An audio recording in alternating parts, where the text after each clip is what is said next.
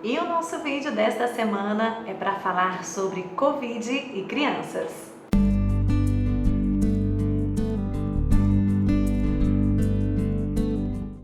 Tratando-se de coronavírus, existem muitas incertezas, medos, insegurança.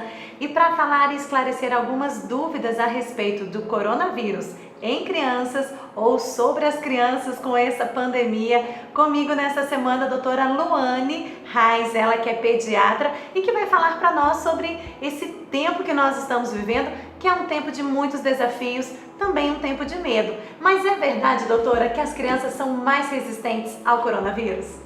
Bom, as crianças são tão suscetíveis aos vírus quanto os adultos, os idosos. Porém, como elas apresentam menos sintomas, quadros mais leves e às vezes bem variáveis, acaba não sendo feito diagnóstico, então esse número é naturalmente subestimado. Então, na verdade, existem, assim, as crianças, elas podem pegar da mesma forma que os adultos pegam o coronavírus. Sim. Na verdade, o diferencial estão nos sintomas? Sim. Os sintomas do coronavírus em criança normalmente são febre, coriza, às vezes dor de garganta, obstrução nasal, dor de ouvido, às vezes podem desencadear crises de asma, uma pneumonia viral e principalmente é muito comum em crianças o quadro gastrointestinal, a famosa virose, né? Que pode dar muito vômito, diarreia, mas em crianças a grande maioria evolui muito bem, são quadros mais leves. E também pode ocasionar lesões cutâneas, né, como qualquer outro vírus. Rachis, como na dengue, lesões urticariformes, né, em placas, lesões semelhantes à vasculite. Então, é muito amplo os sintomas. Os sintomas em crianças. Isso. E vamos dizer assim, podemos dizer que a maioria das crianças que pegam o vírus, elas também apresentam, ainda que seja um sinal, ainda que fraco, um sintoma fraco, ou muitas crianças também pegam e não tem nada, não tem nenhum sintoma? Assim como em todas as faixas etárias, como adultos, idosos, as crianças podem não ter sintomas, adultos também podem não ter sintomas, né? Mas as crianças, por serem menos sintomáticas, ou apresentarem quadros leves, né, passam mais desapercebido. No caso de crianças, quando ela contrai o vírus, se ela é assintomática, ela também pode fazer a transmissão desse vírus, mesmo não sabendo, assim como em adulto. Isso também acontece. Sim, comum. O papel dos assintomáticos sempre foi uma questão muito especulada, né? Qual seria a importância desse assintomático na cadeia de transmissão? A OMS não descarta o papel do assintomático na transmissão do Covid. Obviamente, ele transmite menos, né? Menos partículas de vírus do que os sintomáticos, aqueles que estão com tosse, espirram, mas o papel deles é presente. Um ponto até que a senhora citou, né, em crianças, normalmente, a gente estava aqui conversando um pouquinho, antes ela até falou que também já atendeu crianças no caso de Covid. E podemos dizer assim, existem os graus de risco também nos adultos, né, que tem a questão das pessoas que são mais frágeis, de idosos, aquelas que são hipertensas, então existe um grupo de risco. Com as crianças, esse grupo de risco, ele também acontece, por exemplo, uma criança que tem asma, uma criança que tem bronquite, ela pode desenvolver de forma diferente o vírus do que uma criança normal? Ou podemos encaixar que as crianças, elas desenvolvem como que iguais a todos? Certo.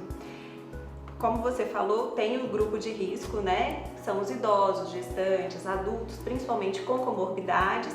E as crianças também enquadram nesse grupo de risco, principalmente os cardiopatas, né? As que têm problema de coração, as que têm problemas pulmonares, como você falou, asma, mas principalmente a doença mal controlada, né? A asma mal controlada é um fator de risco. Fibrose cística, pacientes com doenças renais, pacientes transplantados, diabéticos e crianças com câncer ou alguma outra imunodeficiência. Além dos pequenininhos, os lactentes, né, de 0 a 2 anos. Mas geralmente, se identificados os sinais de gravidade precocemente, sendo feito um bom atendimento, essas crianças podem responder muito bem. Eu acho que dos grandes desafios dos pais, né, quem tem criança pequena em casa sabe muito bem, que é a dificuldade do uso da máscara, né? Hoje, para adulto, a gente já tem essa consciência, já não é fácil, né? Mas a gente tem essa consciência do cuidado. Agora, para as crianças é muito mais difícil, né? E já se ouviu dizer que crianças até 2 anos não precisam de máscara, né? Tem uma questão da respiração, tem a dificuldade mesmo das crianças e do distanciamento social, porque a criança, ela quer brincar com a outra criança, ela quer chegar, ela vê um tio, ela vê uma avó, ela quer dar um abraço, ela quer dar um beijo, né? Como direcionar, como cuidar da criança nesse tempo, quais as direções que a gente pode dar para poder contribuir nesse processo? Certo, esse é um aspecto muito importante, né? Todos nós estamos numa fase de adaptação, né? Já tem um tempinho aí, quase 1 ano, mas a gente ainda está se adaptando a esse novo cenário. E com as crianças não é diferente. Do mesmo jeito que a gente busca informação nas redes sociais, nos jornais, né, nos artigos científicos, a criança tem que ter essa fonte de informação, né? A partir do momento que a criança já entende, o diálogo com a família é imprescindível. Explicar o que é o vírus, o modo de transmissão, porque sempre a prevenção é a melhor atitude, né? Então, explicar o que está acontecendo, por que está separado do amiguinho, por que está separado do vovô e evitar locais de aglomeração, né? Uma ida no supermercado, não leva a criança, farmácia, shoppings, evitar, né, o convívio, mesmo com familiares, se a criança ou alguém próximo apresentar sintomas, né, não expor as outras pessoas e nem a criança a um sintomático. E é uma ótima oportunidade de instalar os bons hábitos, né, de saúde. Higiene mesmo, de saúde, Isso, cuidado. Ensinar a lavar as mãos, evitar levar brinquedo à boca, limpar as superfícies, principalmente computadores, celulares, né, locais onde circulam muitas pessoas, a higiene é essencial. Basicamente, isso é o mais importante, né? Instituir os hábitos de higiene, evitar levar a mão à boca, ensinar a não levar a mão à boca, evitar coçar os olhos, quando for espirrar, ensinar. Colocar o braço. Colocar o braço ou um lencinho. E aqueles que podem usar máscara, né, acima de 2 anos, dependendo da compreensão do desenvolvimento neurológico, né, a gente tem que pensar nos autistas, nos pacientes, às vezes com hiperatividade, que não toleram a máscara, né, então você acaba aumentando o risco dessa criança colocar a mão no rosto, nos olhos, devido à máscara. Então, tá atento à criança, à compreensão da criança para informá-la direitinho, mantê-la bem informada. E doutora, nós vivemos num mundo, né, que não temos só Covid, nós temos muitas outras, em realidade com filhos pequenos, a gente vive muitas enfermidades, né, pega uma virose, tem uma alergia, tem rinite, tem sinusite, muda o tempo, a criança já espirra. Como diferenciar? Em que momento eu preciso, isso aqui eu preciso estar atento, eu preciso levá-lo para ser avaliado, né? Porque hoje também é importante a gente estar evitando até mesmo um pronto atendimento, né? Pronto-socorro, ir ao hospital sem necessidade. Mas em que momento eu preciso olhar e falar, não, agora eu preciso levar o meu filho ao hospital? Essa é uma pergunta muito importante e que gera muita angústia e muita ansiedade por parte dos pais, né? Quando levar ao pronto-socorro? Febre, vamos pegar o sintoma principal das patologias pediátricas, né? Em que os pais recorrem ao pronto-socorro. A febre é um sinal de gravidade? Não. Tanto febre de 38 quanto de 40 não são sinais de gravidade, tá? Mas o que a gente deve olhar principalmente para o filho e observar é o estado geral da criança, né? Se ele está com febre, como ele está nesse momento de febre? Eu mediquei com um antitérmico, ele voltou ao estado normal, voltou a brincar, sorrir, está comendo normalmente? Isso é de grande importância e direciona bem. Os pacientes que sem febre, voltam a brincar, estão comendo normalmente, sem nenhum outro sintoma de gravidade, só fica amuadinho no momento da febre, dá para observar em casa, né? Não tem essa necessidade de ir correndo ao pronto-socorro. Não, os maiores de 2 meses, tá? Agora, mesmo sem febre, a criança está prostrada ou apresenta sinais óbvios de gravidade, né? Convulsão, letargia, vômitos recorrentes, aquela que não consegue ingerir nenhum líquido e retorna os vômitos. Crianças com manchas abruptas no corpo, dificuldade respiratória, né? Tá vendo que tá com esforço respiratório? Aí sim deve procurar um atendimento. Mas ter calma na hora de avaliar a criança, né? Lembrando principalmente que a temperatura não necessariamente significa gravidade, né? Uma temperatura alta não quer dizer que a doença seja grave. Às vezes é um momento que o nosso, é bem isso, né? Que muitas vezes a gente escuta, a gente que é mãe, o organismo da criança está combatendo ali um vírus, que não necessariamente seja o Covid, Sim. mas que nós vivemos em um tempo onde esse medo paira muitas vezes sobre os pais e a criança espirra, você já fica ali meio atenta, né? Se dá uma febre, meu Deus, aí parece que é Covid. Então bate esse medo mesmo, e aí tem horas que você já quer tentar tratar, mas nós vivemos, é bem isso, né? São muitas as realidades, né? E que não é só Covid que se tem no mundo hoje, apesar de ser uma pandemia forte no Brasil e no mundo, mas não é só isso. Então as crianças também estão suscetíveis a pegar outras viroses, outros vírus e também passar por esse momento sem ter essa necessidade de levar até um lugar Sim. que expõe a criança, né, doutora? Sim, tanto pode expor a criança, né, a um meio contaminado e aí sim, né, aumentar o risco dela contrair o Covid, como se você está levando por um sintoma leve de resfriado e é Covid positivo, acaba expondo quem está ali também à espera do atendimento. E nós já estamos aí em 2021, né, nesse ano que a gente não sabe como se dará todas as coisas, até mesmo a volta às aulas, a realidade das escolas, né, como as crianças irão voltar. E se a gente não sabe aí se depois do carnaval, você vai ter carnaval, tem esse aumento, coisas que a gente sabe que infelizmente acontece e depois nós não sabemos como se dará todas as coisas. Mas doutora, num caso de volta às aulas, né, nesse início de ano, como proceder com as crianças diante dessa realidade? Certo. Primeiramente eu volto a reafirmar que a orientação da criança é tão importante quanto a do adulto. A criança tem que estar consciente do cenário em que ela está inserida, né? E quanto aos pais, estar atento aos sintomas, né? Não enviar uma criança que está com sintoma suspeito, né? Para não colocar em risco as outras. Teve contato com alguém Covid positivo? Isole quem teve o contato, né? Para evitar aumentar o risco de exposição.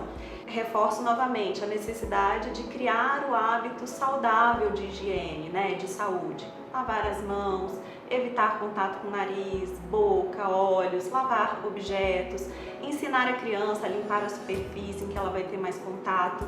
E também as escolas, né, tem um programa voltado, né, para aumentar a proteção dos professores, a relação entre os alunos, seguindo as escolas, tomando as providências necessárias e a família consciente, deixando a criança consciente, né, sendo o cenário epidemiológico propício à volta às aulas, né, fica tudo um pouco mais seguro. Um pouco mais seguro. Então, coração de mãe sempre tem aquele receio, mas a gente sabe que em diversas realidades se faz necessário, né? Eu vejo quantas famílias talvez tenham a possibilidade de não ter a necessidade de enviar o seu filho para a escola e consegue, né, manter um estudo em casa. A escola ela se propõe a ter aulas online, mas existem também realidades de família que os pais precisam enviar os seus filhos para a escola, né, diante da realidade do trabalho ou até mesmo diante da realidade da escola, né? Então essas dicas de fato são valiosas e mais do que nunca é tempo da gente conversar, né? Ter esse diálogo, buscar formar a consciência da criança Não imagine que o seu filho não entenda, porque as crianças entendem, né, doutora? Eles entendem sim, tem uma idade que eles já conseguem compreender. O fato é ter essa disposição, essa paciência de ensinar, de explicar e de ajudá-lo a também viver esse tempo. Sim, e eu queria acrescentar um ponto muito importante e que está sendo muito divulgado e estudado. Qual o impacto no desenvolvimento da criança ficar afastado da escola, né? Porque tem o contato com o amigo, o estímulo, o ambiente estimulante para a criança é muito importante, né? Então, tenho medo de levar aula, mas o que isso gera de prejuízo a longo prazo para essa criança, né? Na fala, na marcha, até mesmo no hábito alimentar, né? Porque a escola é um grande incentivador do hábito alimentar nas crianças, né? Um vê o outro comendo. A relação social, né? O viver em comunidade, então tem que pesar na balança, né? Até que ponto só deixar a criança em casa é melhor do que correr o risco de expor com segurança. E né? isso eu acho um ponto muito positivo, porque mesmo nesse tempo em que muitas escolas até mesmo não estão com aulas presenciais, mas é importante falar isso para a criança, né? Como pediatra, é bem isso. Existem prejuízos que não é só um prejuízo de um Covid, de uma doença, né? De uma enfermidade, mas existem outros prejuízos que a gente precisa ser medido. Sim, né? Até mesmo estar dentro prazo. de casa, é importante ter esse momento, ainda que seja que talvez uma família que você conheça, né? Alguma forma de interação com a criança dentro de casa para suprir essa falta, doutora, é importante, né? Sim. É aquilo que eu falo, converse com a criança, é um ponto importante. Eu tô repetitiva nisso, mas é porque, né, tem que dar essa atenção à criança também. Elas também ficam entediadas, elas também ficam nervosas, ansiosas, receosas, com medo, né? Porque na cabecinha delas o Covid é um monstrinho, né? Que afastou ela de todos, né? Os amigos, dos parentes, dos aniversários, né? Então, promover, né, aproveitar esse momento também para fazer um tempo produtivo com as crianças, né? Que esse tempo também estava meio perdido, é importante. E a expectativa para esse ano, com certeza, é a vacina, não é, doutora? É um dos pontos que o mundo está aguardando ansiosamente por esse medicamento, né, para que seja de fato o medicamento correto, o medicamento certo, que trate de forma correta, sem maiores prejuízos, sem outros prejuízos à saúde e também à vida. E as crianças poderão tomar essa vacina? Já existe alguma coisa falando em relação a isso, né? Elas vão entrar primeiro ou não vão entrar primeiro, entra para o grupo de risco, porque em muitos casos de vacina é sempre idosos e crianças, né? E nesse caso do coronavírus? Devido à demanda mundial pela vacina, não haverá imunizantes para 100% da população. Então, cada país deverá adotar medidas baseadas na epidemiologia, né, e no planejamento de saúde pública, nas estratégias de saúde pública. Provavelmente devem entrar primeiro os trabalhadores de serviços essenciais, como profissionais da saúde, os idosos, né, os adultos com comorbidades, crianças com comorbidades, os grupos de risco, né? Então isso vai depender de cada país, estado, município, baseado na epidemiologia e estratégia de saúde pública. Mas o que é importante reforçar é que junto com a vacina vem sempre uma polêmica de que vacina é prejudicial, né? Toda vacina, né, ela tem que ser reconhecida por um órgão competente, afirmando que os benefícios superam os riscos, né? Assim como todo medicamento, vacinas de uso rotineiro, né, do calendário da criança têm reação adversa, Sim. mas são seguras, né, em sua grande maioria. Os efeitos adversos graves são raríssimos. Então, ter efeito adverso, todo medicamento, toda vacina tem, mas se ela é legalizada, é autorizada, a população tem que lançar a mão desse benefício. Então tá aí, né, algumas dicas importantes. Eu tenho certeza que muitos corações de mães e pais vão ser um pouco acalmados diante também, né, dessa partilha, dessa conversa com a doutora Luane aqui, falando para nós dessa realidade, né, do coronavírus em que nós vivemos, essa pandemia, juntamente com a realidade das crianças. Muitas são as dúvidas, muitos são os medos e incertezas, mas é isso. A gente não pode deixar também de viver a nossa vida, porque tem muitos prejuízos. Não é ficar dentro só de casa, naquele sentimento horrível, de sentimento de solidão, viver ali uma depressão, causar um pânico dentro de casa, até mesmo nas crianças, porque existe também um prejuízo emocional. Pedir a Deus esta graça de saber lidar bem com o tempo que nós estamos vivendo, que foge das nossas mãos, não é, doutora? Não está nas nossas mãos essa realidade. Nós, pais, com certeza queremos o melhor para o nosso filho, queremos estar ali, dar todo o cuidado necessário diante desta realidade, mas também, se o meu filho vier a ter e apresentar algum sintoma, é ter essa tranquilidade da observação e do cuidado, do zelo e de levar para ser medicado de maneira correta, né? Sim, a prevenção é sempre o melhor. E em casos suspeitos, observar a gravidade. Viu que o filho não está bem, aí sim procura o pronto-socorro. Ter tranquilidade nesse momento é essencial. A tranquilidade é essencial nesse tempo, que o Senhor nos dê essa graça, de fato, de sermos tranquilos, de olharmos para a realidade que o mundo vive de forma esperançosa, porque também a nossa confiança está em Deus.